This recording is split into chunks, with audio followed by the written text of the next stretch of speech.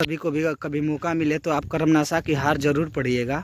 उसमें बहुत ही अच्छा सारांश है। उसमें बताया गया है कि यह सामाजिक भेदभाव और जैसे कि तमाम उस समय की प्रचलित कथाओं का खंडन करते हुए कर्मनाशा के बारे में बताए हैं। और वह जब कहानी शुरू होती है तो उसमें बताया जाता है कि मैं आप लोगों को छोटा सा सारांश बताता हूँ, कहानी का छोटा सा सारांश। अगर अच्छा लगेगा तो लाइक, कमेंट और शेयर ज़रूर करिएगा। आज नदी के किनारे एक डी है, उसी पे एक गांव बसा है।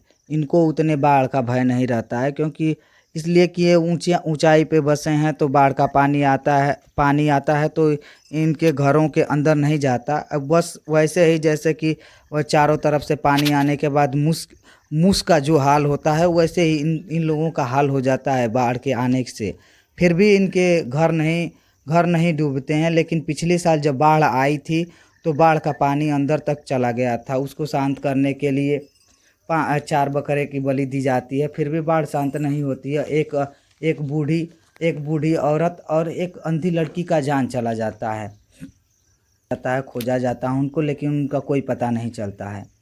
अभी बाढ़ के 1 साल पूरे नहीं होते हैं, 1 साल पूरा बीता नहीं था कि फिर भादों के दिनों में फिर से नदी का पानी उमड़ता है।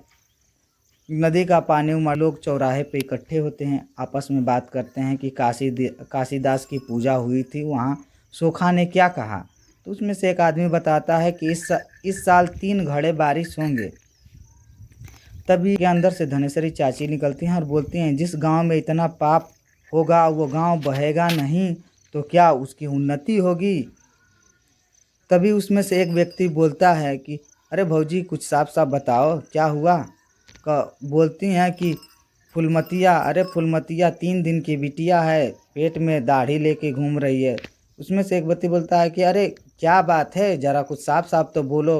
बोलती हैं कि अरे वो मल्लाह की बिटिया है, ये अभी जो विधवा है, 3 दिन की बिटिया विधवा हुई है, उसका लड़का हुआ है।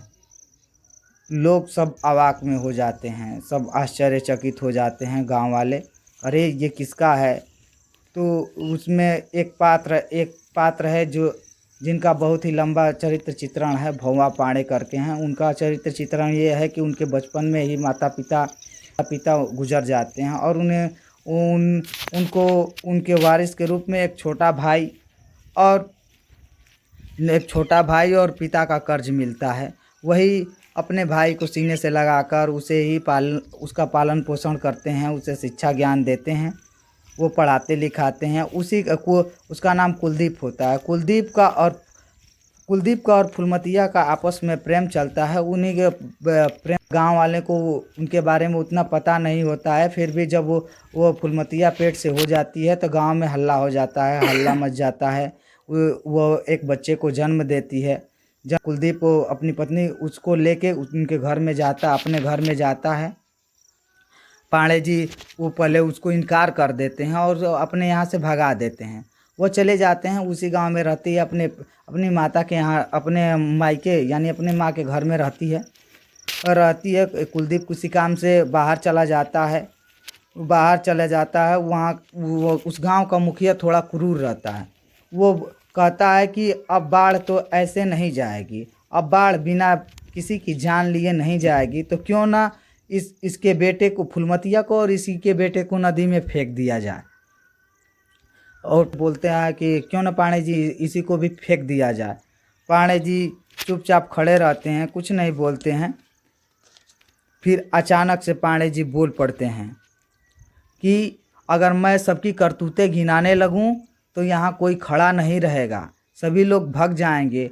ऐसे कड़क आवाज़ में बोलते हुए बूढ़े व्यक्ति कड़क आवाज़ में छड़ी के सहारे खड़े हैं, बोलते हैं और फुलमतिया से उस दूध मुँहे बालक को लेके अपने सीने से लगा लेते हैं। लोग अवाक होकर पांडे को देख रहे थे, जो अपने कंधे से बच्चे को चिपकाए अपने बैसाखी के सहारे खड़े थे। पत्थर की विशाल मूर्ति की तरह उन्नत, प्रसन्न, अटल कर्मनाशा के लाल पानी से सूरज डूब रहा था। जिस उद्धत लहरों की चपेट में बड़े बड़े विशाल पीपल के पेड़ धराशायी हो रहे थे, वे एक टूटे नीम के पेड़ से टकरा रही थी। सूखी जड़ें जैसे सख्त चट्टान की तरह अडिग थी। लहरें लहरें टकरा टकरा कर पछाड़ा खाकर गिर रही थी, शिथिल थी, पराजित थी। इस तरह कहानी का अंत हो जाता है। अगर आप लोगों को कहानी अच्छी लगी है, ये वीडियो आपको अच्छा लगा है तो लाइक करें, कमेंट करें और हमारे चैनल को सब्सक्राइब करें और ज़्यादा से ज़्यादा शेयर करें। धन्यवाद। फिर मिलेंगे अगली वीडियो में।